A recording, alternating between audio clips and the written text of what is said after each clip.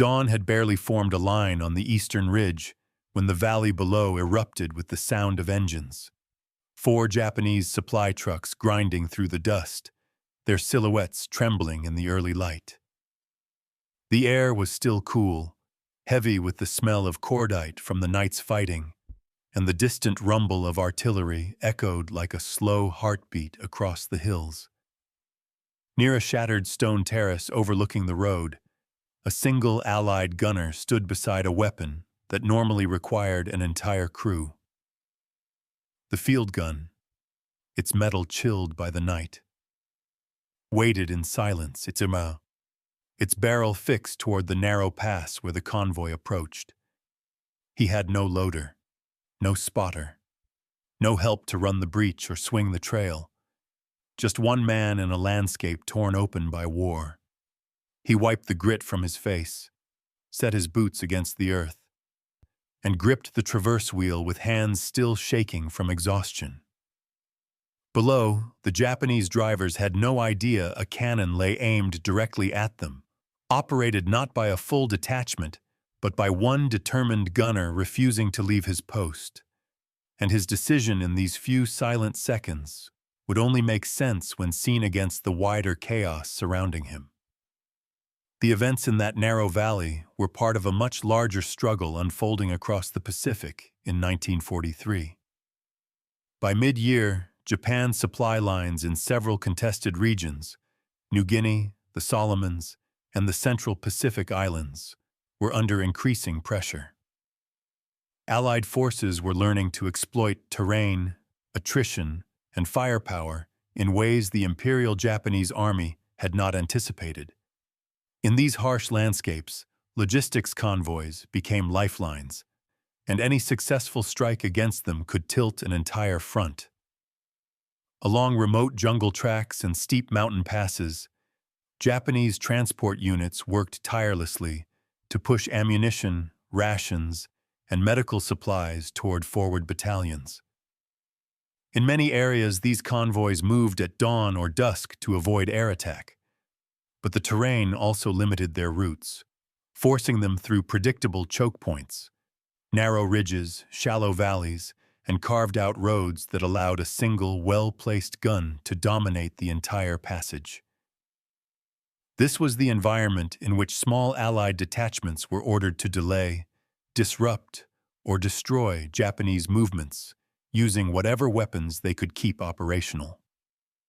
Field guns, like the 37mm and 2-pounder anti-tank pieces, were often dragged into impossible positions, sometimes by hand, sometimes by mules or stripped-down tractors. Crew shortages were common. Disease, casualties, and exhaustion meant that gun sections frequently fought with reduced manpower. A weapon designed for 4 or 5 men might be left with only 1 or 2 still standing.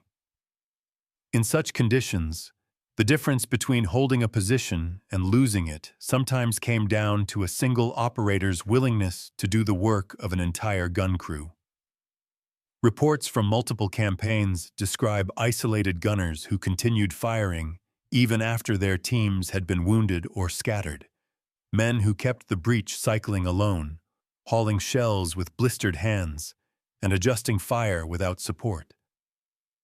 One of those moments occurred on this unnamed slope overlooking the convoy route. Japanese forces believed the area had already been silenced the night before. Their scouts had seen no muzzle flashes. Their infantry heard no movement on the ridge. The pass appeared safe, but wars often pivot on miscalculations, and the Japanese trucks, advancing deeper into the valley, were heading straight toward a field gun still operational, because one exhausted Allied gunner refused to abandon it. It is from this tightening backdrop of strained supply lines, collapsing crews, and brutal terrain that the coming angles emerge. The human dimension of the moment begins with exhaustion, an exhaustion so deep it felt carved into the bones. The gunner had been awake for nearly 2 days, fighting off waves of sleep between bombardments that shook the earth beneath him. When his crew was hit during a night clash, 2 wounded, 1 killed, another evacuated. He had been left alone with a weapon that demanded far more strength and coordination than a single man possessed. Yet something kept him anchored at the gun. A sense of duty, perhaps, or a refusal to let the valley below become a highway for enemy forces. His hands trembled not from fear, but from the accumulated weight of sleepless hours and ceaseless tension. Every shell he lifted felt like lifting the war itself, and still, dawn found him standing there, half swaying, sweat mixing with dust. Humans under strain often break quietly, but sometimes they harden into something unyielding. In that fragile space between collapse and resolve, he decided he would fire the gun alone, even if it destroyed what remained of his strength in the process. The tactical dimension behind his stand was shaped by the terrain. The ridge provided a perfect plunging angle onto the valley road, a narrow corridor carved between slopes where vehicles had no room to scatter. Any truck caught there would be exposed for several seconds, long enough for a trained gunner to place accurate fire even without a spotter. The Japanese convoy was moving in a tight line, stacked close because the night's earlier fighting had forced them to accelerate their approach at first light. They believed the ridge had been neutralized, so they took no evasive measures, no staggered spacing, no rear guard scanning the heights. For a field gun fixed in ambush, it was as ideal a setup as one could hope for. The gunner, even alone, understood that timing would determine everything. One shell placed correctly could ignite the fuel. A second might hit the ammunition boxes carried by the rear truck. A third could block the road entirely. In tactical terms, a single shot could cascade into a series of explosions, turning one man's effort into a decisive disruption of Japanese logistics in the sector. The technological dimension of his defiance lay in the weapon itself. Field guns of that era relied on manual operation that assumed a coordinated team. The breech had to be opened and closed with force. Shells had to be lifted, slid, and rammed. The gun's trail needed adjusting, the sights calibrated, and the recoil harness checked. Each step normally belonged to a different soldier, each action flowing in a practiced rhythm. Alone, the process became brutal. The gunner had to brace his shoulder against the breech block as he pulled the lever.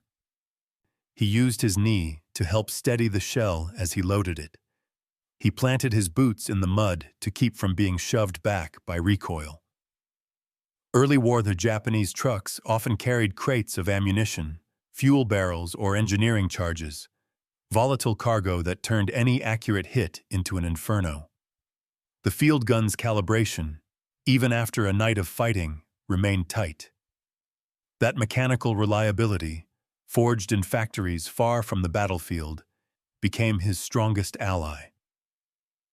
A weapon built for an entire crew responded to the will of a single operator because its engineering, even battered and worn, had not faltered. The leadership dimension emerges from the decisions made hours earlier. His commanding officer, knowing the pass was vital, had ordered the gun crew to hold until Japanese movement ceased. Withdrawal was permitted only if the gun was disabled or completely overrun. When the crew suffered casualties during the night attack, the officer was forced to pull back to a secondary line, believing the gun had been abandoned. But leadership in wartime is also about trust. The faith that soldiers in forward positions will interpret orders with clarity and initiative. The gunner, recalling the standing instruction to prevent enemy supply from passing through the valley, knew that abandoning the gun would leave the entire flank vulnerable. Leadership doesn't always appear as shouted commands or strategic maps. Sometimes it takes shape in a single soldier who embodies the intent of the larger mission long after the chain of command has pulled away. His choice carried the weight of those earlier orders, orders that might never have anticipated a scenario where one man would shoulder the responsibility of an entire artillery team. The enemy's perspective adds the final lens through which the moment must be understood. Japanese drivers operating supply convoys were accustomed to danger from aircraft, mines, and ambushes by small arms fire. But what they did not expect in this particular valley was a field gun still operational after a night engagement that had seemed to silence the ridge. When the first shell struck the lead truck, shock rippled through the column. The explosion was sharper, deeper than a grenade or rifle-launched charge. This was artillery. The drivers shouted warnings, some attempting to accelerate, others slamming the brakes, their instincts colliding in the confined space. To them, the idea that a lone gunner had fired the shot was unthinkable. Field guns required teams, and the absence of visible movement on the ridge had convinced them the weapon was out of action. Their confusion in those few seconds created lethal hesitation. By the time the second shell hit, detonating fuel drums on the middle truck, the convoy was trapped. What began as disbelief transformed into panic, and panic into immobilization. The enemy's misjudgment, underestimating the persistence of a wounded Allied position, became the defining element that allowed one man's effort to reshape the battle unfolding around them. The angles converge here, all pointing toward the same tightening moment, the instant when the lone gunner, drenched in sweat and fighting exhaustion, steadied the sights for the shot that would ignite the chain reaction below. The valley held its breath in the seconds before the first shot. The sun had risen just enough to cast a pale glow across the road, revealing the silhouettes of the 4 Japanese trucks, each one loaded with crates, fuel drums, and canvas-covered supplies bound for forward companies. The engines growled steadily, unaware that a field gun high on the ridge had come back to life under the hands of a single operator. At 0612, the gunner locked his shoulder against the breech block, braced his stance, and squeezed the lanyard. The field gun recoiled violently, shoving him back half a step as a streak of smoke tore across the valley. The shell hit the cab of the lead truck with a metallic crack that shattered the morning quiet. A fireball erupted upward, ripping the vehicle apart and scattering burning fragments across the narrow road. The 2 trucks behind it lurched to a stop in confusion, boxed in by the explosion and the steep walls of the pass. He opened the breech with a grunt, reached for another shell, and slammed it into place. Every movement burned, every muscle protested, but he refused to slow. At 0614, the second round flew. This time it struck the side of the third truck, right where fuel barrels had been lashed down with rope. The explosion rolled through the pass like a thunderclap, engulfing the vehicle in a rising column of flame that spread to the crates stacked behind it. Chaos rippled through the convoy. Drivers shouted over the roar of fire, some trying to reverse, others trying to accelerate through the smoke, but the narrow pass made escape impossible. The gunner adjusted his aim without a spotter, trusting only his instincts and the muscle memory of a man who had served on this weapon for months. At 0616, he fired again. The third shell slammed into a stack of ammunition crates on the rearmost truck. The detonation sent shrapnel and splinters in all directions, ripping open the truck's bed and turning the fire into a chain of rapid, cracking blasts. The entire convoy was now a corridor of flame, 4 trucks, each one burning or shattered, blocking the only route forward. Japanese infantry arriving from the rear froze at the sight, stunned that such destruction had come from a gun they believed silenced hours earlier. On the ridge, the lone gunner leaned against the weapon, breathing heavily, watching the valley below collapse into smoke and fire, knowing that the consequences of this moment were only beginning to unfold. When the smoke finally began to thin, the scale of the damage became impossible to ignore. The narrow mountain road, Japan's primary supply artery in that sector, had been transformed into a barricade of twisted steel and burning fuel. 4 trucks lay scattered in fractured pieces, the lead vehicle blown apart almost beyond recognition, the second overturned and gutted by fire, the third reduced to a crater of blackened fragments, and the fourth still crackling with secondary detonations from ruptured ammunition crates. Flames licked across the valley floor, casting long, wavering shadows up the ridge where the lone gunner steadied himself beside his weapon. Reports later estimated that the convoy had been carrying ammunition needed by forward infantry platoons already stretched thin. Fuel drums meant for light vehicles, mortar rounds packed in wooden crates, and medical stores in canvas sacks. All of it consumed within minutes. What should have been a routine resupply had turned into a complete logistical collapse for the Japanese units positioned beyond the pass. Japanese infantry who approached the wreckage were forced to halt. The choking heat and roaring fires made passage impossible. Engineers attempted to clear debris, but with each overloaded truck carrying volatile cargo, the wreckage burned far hotter and far longer than expected. Some accounts note that it took hours before the fires died down enough for troops to approach safely, and even then, the road remained blocked by twisted metal that could not be moved without heavy equipment. In a front already strained by terrain and shortages, this single interruption delayed Japanese movement for an entire day. A critical window the Allies used to reposition forces and reinforce weaker lines. When Allied officers returned to the ridge to assess the battlefield, they found the guns still warm, the breech coated in soot, and shell casings scattered around the lone operator. His uniform was charred at the sleeves, his face streaked with dirt and sweat. He had collapsed beside the weapon shortly after the 4th truck exploded, overcome by exhaustion and dehydration.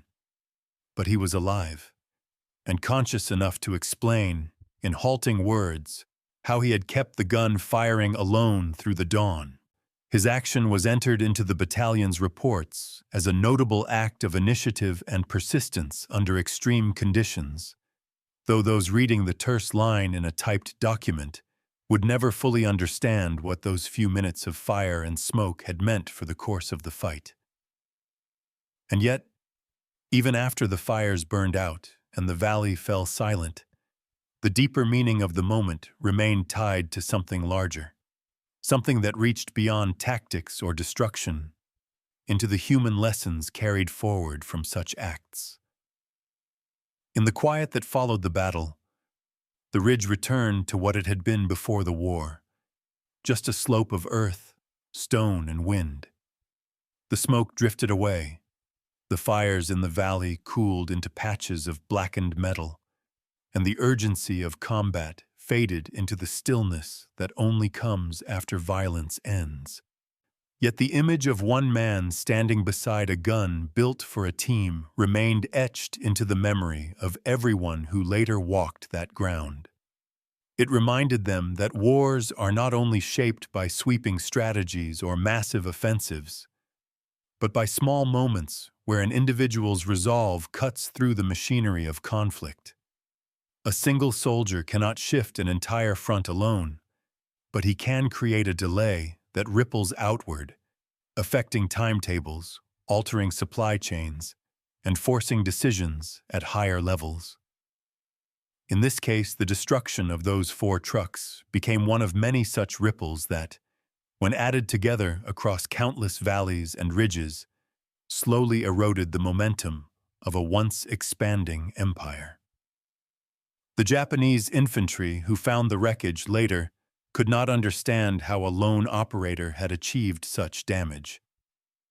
To them, it seemed improbable, even impossible.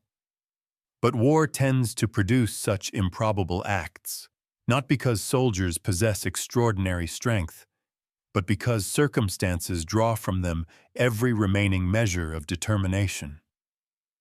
What the gunner did that morning was not born of heroism in the dramatic sense. It came from something simpler, a quiet refusal to abandon his post, a belief that holding the line mattered even when no one was left to witness it. In every conflict, moments like this occur far from cameras and headlines, carried out by individuals whose names rarely appear in official histories. Their significance is not measured solely by destruction inflicted, but by the reminder that endurance and clarity of purpose can stand against overwhelming pressure. Looking back, the valley where the 4 trucks exploded stands as a testament to this truth. Not a grand battlefield, not a decisive campaign, just one narrow pass where a soldier chose to do the work of an entire crew because the situation demanded it. And in that decision lies the essence of countless untold stories from the Second World War. Ordinary men, placed in extraordinary circumstances, finding within themselves the will to shape the events unfolding around them. Here, on that ridge, with smoke drifting upward into the pale morning sky, the war briefly revealed its most human dimension, where history bends, not from grand speeches or sweeping maneuvers, but from the steady hands of a lone gunner who refused to let the line break.